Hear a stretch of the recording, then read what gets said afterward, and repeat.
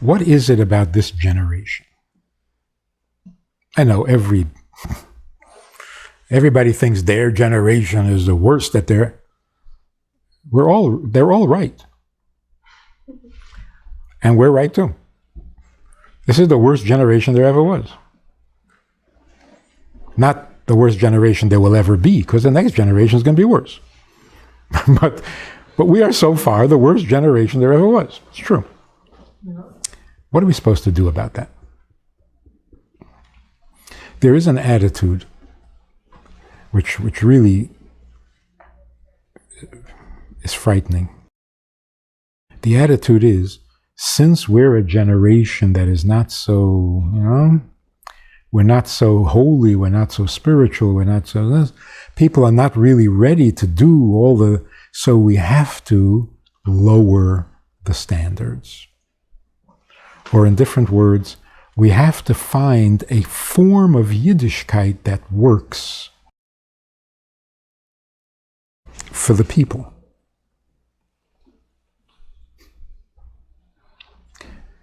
That is wrong for two reasons. First of all, Yiddishkeit doesn't have to work for you. You have to work for Yiddishkeit. Secondly, it's not true that this generation is less able or less willing to do what needs to be done. It's the opposite. We've been told, and we've learned this over and over again, the lower you go, the closer you get to the emes. That's why the Yerida is not only going to end up being an Aliyah, but the Yerida itself is part of the Aliyah. So, for example, in the olden days, people were very strong individuals. They weren't influenced by peer pressure. Today, kids are influenced easily. The positive side of that is, in the olden days, if you wanted to get somebody to do something really noble, it was very difficult because they were so stuck in their way. And their way was good, but they were stuck in it. Like the Alter Rebbe told this chassid to become a balagola, and he ate his heart out over it. He got sick over it. He was a Talmud Chacham.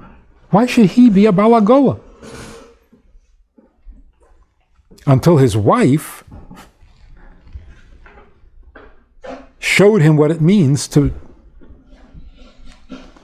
obey a Rebbe. And it embarrassed him that he didn't feel that way, he didn't think that way. Today, it is so much easier for a chassid to go and do what the Rebbe said. You know why? Because he's got nothing better to do. He's not giving up anything. So you can say, well, you see, we're the worst generation. Yes, and that's why we are capable of the most. We have no hang-ups. We're not going to wait to do a mitzvah because we don't feel like we have Ahavas Hashem enough. In the olden days, that was a problem. They worked on Ahavas Hashem. And until they got that straight, they were paralyzed. We, thank God, have no Ahavas Hashem. It's not a problem. We're never going to have any Ahavas Hashem. So we're ready to do whatever. It happens to be that because the talents of our neshama is missing, the neshama itself takes over. And when the neshama itself takes over, we can do anything.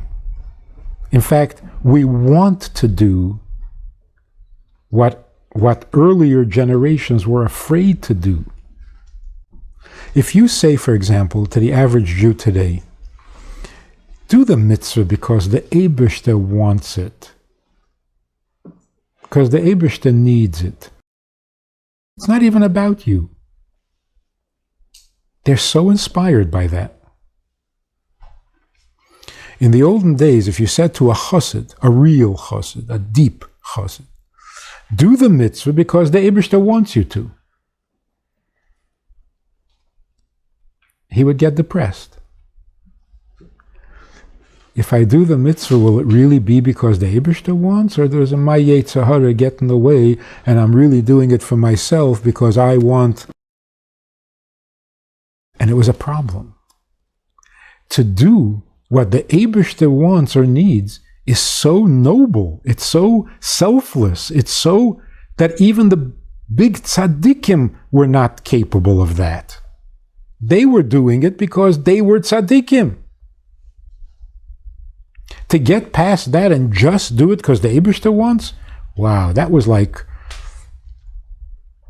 only Reb Shimon Bar Yochai. Today, if you tell somebody, do a mitzvah, your Yetzer Hara will be weakened and your Nefesh Elikis will be strengthened and you're going to become a better person and you're going to, leave me alone. You say, but the Eibishter wants. Now you're talking. Because the only koyach I have, the only talent I am left with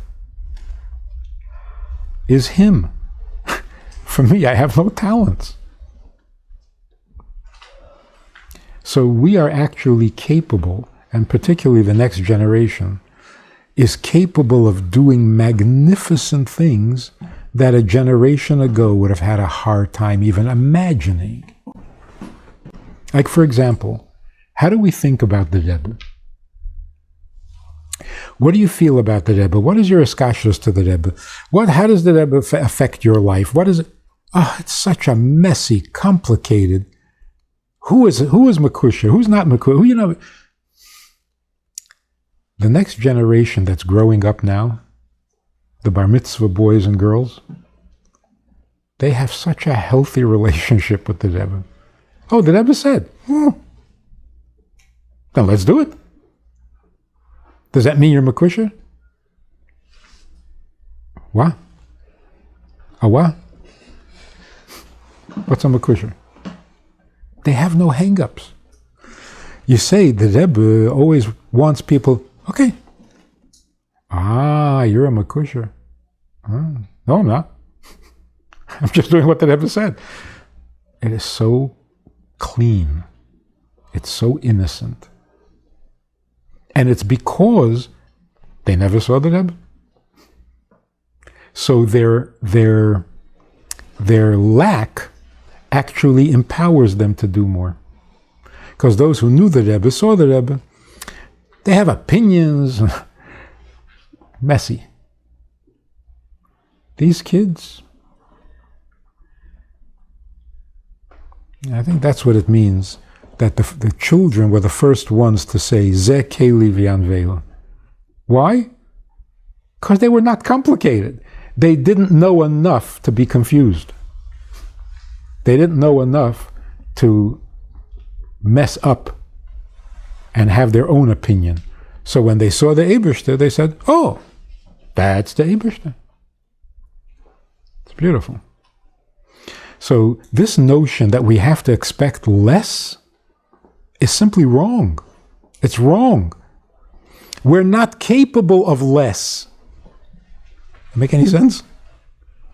If you say, well, look, just do the mitzvahs that you really feel motivated. I'm not motivated. Don't even go there. The Eibishter needs. All right, now you're talking. So it has the opposite effect. If we demand less, we get nothing. If we demand the top, you get it. You get it. So one cute little story. We were sitting by a party, and one of these beggars came over, asking for money. Rabbi Krinsky was sitting with one of his grandchildren on his lap. The guy came over, so he took out $1 to give to this, to the collector. This 1.5-year-old, 2-year-old baby sees the $1 and says, Rebbe. He went for dollars. The only thing he knows about dollars is that $1 you get from a Rebbe. So when he sees $1, he says, Rebbe. Children have a clear vision. No adult ever had that reaction to $1. Even the adults who got so many dollars from the Rebbe, packs of dollars, they see $1, it's $1. And they might think, oh, 1 second, is that a Rebbe dollar? It's $1. Is it a Rebbe dollar? But by children, what's $1? It's Rebbe. It's really encouraging that the next generation has no problems with emes. They're much better at it. So if we demand the highest standards, we'll probably get more than if we try to get minimum standards. And that applies particularly to tznius. We've taken the low road. We've reduced tznius to an inch. An inch, one way or the other. We've reduced tznius to a button. We're not going to get anywhere this way. You've got to go to the top. What is tznius? Not what constitutes tznius. What is it? What is it? What's good about it? And if you listen, all these kids who are having a problem with tznius, they're telling you exactly what their problem is, and we don't listen. What they basically say is, fine, I'll button it. So what? It's a very good question. If you button your button, everything's wonderful. Why? What? What? That's what the question does. Really, this inch or this button makes the difference to the Eibishter? Yes. That's what they're asking. Exactly. And it's such a good question. Because they don't even know what it means. A person invites sneeze. Okay. So I think if that word was not so poisoned already, the word sneeze, if you would say to somebody, you know, I met this girl, this woman, she's really amazing. She's so smart. She's so tznius. She's no... This girl who doesn't want to be tznius will understand what you're saying and will appreciate it. Right. She's tznius. Wow. But then you say, but your skirt is not tznius. What? An inch ahin, an inch ahe? So if you're talking about being tznius, they understand it. I say, yeah, that's good. I mean, come on. A woman who is tznius is a lot better than a woman who's not. But then you get into this button, and they say, come on. So, what really is tznius? Tznius has to do with identity, not with skirts. What am I and who am I? If I'm not tznius, then nobody is going to be interested in who I am. So it works kind of backwards. Girls who are not tznius is because they want to show who they are, not just follow all the rules like everybody else. Problem is, it works the opposite way. When you're not tznius, nobody will ever know who you are. Because you've drawn attention to who you're not. So, what's wrong with knees and elbows? Nothing. That's why you shouldn't be known for your knees and elbows.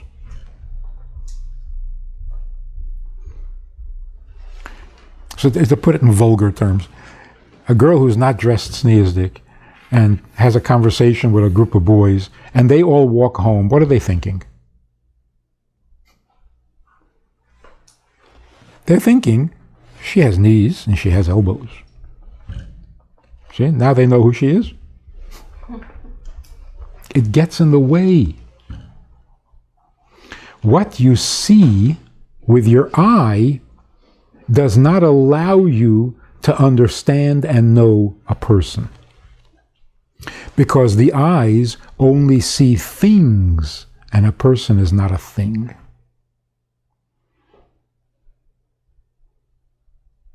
The more you see someone, the less you know them. Oh, you know things about them. The color of their eyes, their hair, their size. You don't know them. Eyes can't see them. Eyes can only see things. And that's why tznius means not this inch or that inch. Tznius means there's nothing to see. If you're interested in me, talk to me. Know me. Get to understand me. There's nothing to see. Unsneus means there's something to see. And that takes you into a direction that you don't really want to go. So imagine, you say to an intelligent girl, you're not sneus, you're really fun to look at, you're really attractive, you look beautiful, and some guy is going to marry you because you look beautiful. And 10 years later, you're going to complain because he has no idea who you are. They want to be tznius. They don't know what it is. And they know what it's not. It's not a button. Tznius is not a button. And tznius is not an inch.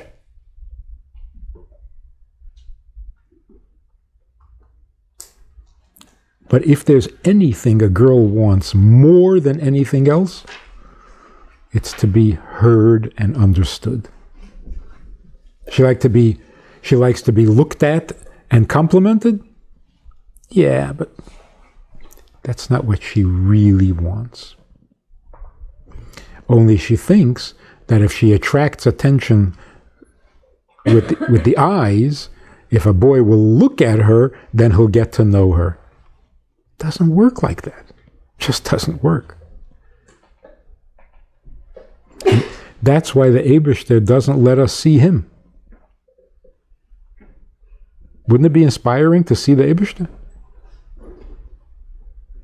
It would, but then we would never get to know him. Shalom Aleichem. How are you? You know, I do a lot of talking, a lot of Zooming, many classes, many subjects, but that's all formal stuff. Hopefully good stuff, but formal. We also have a Wednesday night meeting that's more informal and kind of Hamish. If you want to join us for that kind of an event, interactive, time for questions and so on, if you want to join us for this side of conversation, click on the link below and join us every Wednesday night at 9 o'clock. Well, maybe not every Wednesday night, but we try to make it every Wednesday night at 9 o'clock, a more informal chat, which can be more enjoyable at times than the formal stuff. So check it out. Click on the link and join us. Try it, you'll like it.